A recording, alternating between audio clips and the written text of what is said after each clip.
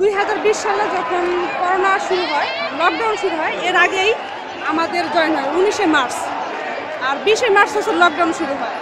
আমাদের যে চুক্তিনামাটা ছিল সেখানে আমাদের বলা হয়েছিল, আমাদের যে দলিলটা দিছে সেই দলিল সাদা একটা দলিল দিছে, বাট তারা আমাদের মুখে বলছে যে আমাদের প্রতি বছর বেতন বাড়বে এবং আমাদের একটা সময় মানে চাকরি স্থায়ীকরণ করা হবে এবং কি সরকারি যত সুযোগ সুবিধা আছে সেটা করা হবে।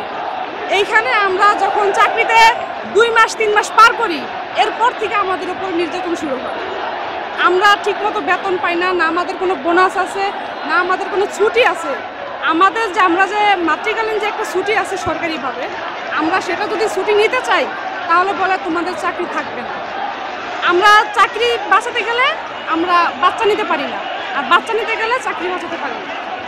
এটাই হচ্ছে আমাদের অবস্থা। আর গত 2 মাস আগে যে আমরা একটা প্রোগ্রাম করেছিলাম শান্তিপূর্ণভাবে, সেখানে মাননীয় প্রধান উপদেষ্টা আমাদের আশ্বাস দিয়েছিলেন, কিন্তু এই যে 2টা মাস চলে গেছে, আমাদের 4 মাস যাবৎ বেতন বন্ধ, সেই দিকে তাদের কোনো নজর নাই এবং কি আমাদের কোনো ফিডব্যাক দেয় নাই, সে কোনো ধরনের কোনো পদক্ষেপ আমাদের উপরে সে নেয় না, যার কারণে আজকে আমরা বাধ্য হয়ে রাস্তায় নেমেছি, পেটে ক্ষুধা এবং চাকরির ভয় অবস্থায় আছি। আমাদের চাকরির কোনো নিশ্চয়তা নাই, যে কোনো মুহূর্তে কথায় চাকরি চলে যায়। জুলাই মাস থেকে যখনই নতুন করে টেন্ডার কার্যক্রম শুরু হয়, তখন ঠিকাদারি প্রতিষ্ঠানকে একজনের স্টাফ 2 থেকে 3 লাখ টাকা পর্যন্ত ঘুষ প্রদান করে তারপরে চাকরিতে ঢুকে।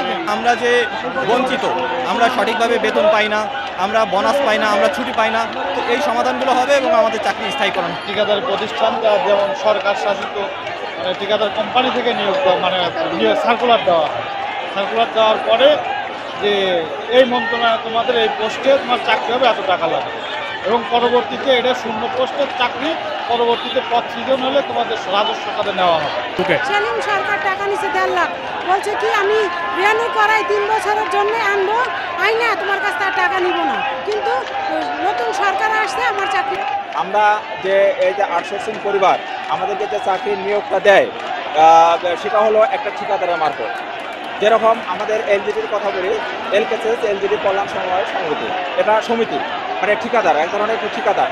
সেখানে তারা যারা আমাদেরকে যে ইয়েটা দেয়, অ্যাপার্টমেন্ট লেটারটা দেয়, আমি যেরকম 2017 সালে জয়েন করছিলাম, এক প্রকল্প, পুরো প্রকল্প, এখানে কোনো বছর রিনিউ ছিল না, যে 1 বছর রিনিউ ছিল না। তখন সেই প্রজেক্টটা আমি পুরো টানা 5 বছর করছি। করার পর আমার তখন নিয়োগ দেওয়ার সময় আমাকে বলছিল যে প্রজেক্ট শেষ হলে নেক্সট প্রজেক্টে জয়েন হবে, কিন্তু পরবর্তীতে দেখা গেল যে না, আমাদেরকে পুরান যারা আমরা আছি আমাদেরকে না নিয়ে নতুনদেরকে আবার নিয়োগ দেয়। তখন আমরা কোথায় যাব? আমরা তো আর কোথাও যাওয়ার জায়গা নেই, আমরা তো এলজিডিতে চাকরি করি, এখানে অনেকদিন ধরে আছি, কোথায় যাব? তখন আমরা মানে বিভিন্ন ধরনের সোর্স ধরে, হাত পায়ে ধরে, আবার দেখা গেল যে 2 বছর 1 বছর দেখলে হয়ে যায়, তখন দিয়ে দেয়। আবার কোনো প্রজেক্টে, যেমন রিসেন্টলি একটা প্রজেক্ট আছে আমার বান্দরবনের একটা প্রজেক্ট, 2 মাস কোনো নোটিশ ছাড়াই, 2 মাস চাকরিতে ছিল, উইথাউট নোটিশ ছাড়াই 2 মাসের বেতন দেয় নাই, তাদেরকে ছাঁটাই করে দিয়েছে। বিনিময়ে আমাদেরকে আউটসোর্সিং হিসেবে নিয়োগ দেওয়া হয়েছে। তাহলে আমরা যেহেতু 2জন সরকারি পোস্টে নিয়োগ দেওয়া হয়েছে, তাহলে আমাদেরকে কেন প্রতি বছর রিভিউ করতে হবে? আমরা তো স্থায়ীভাবে সরকারি চাকরি করতেছি, তাহলে কিন্তু প্রজেক্ট শেষ হয় না।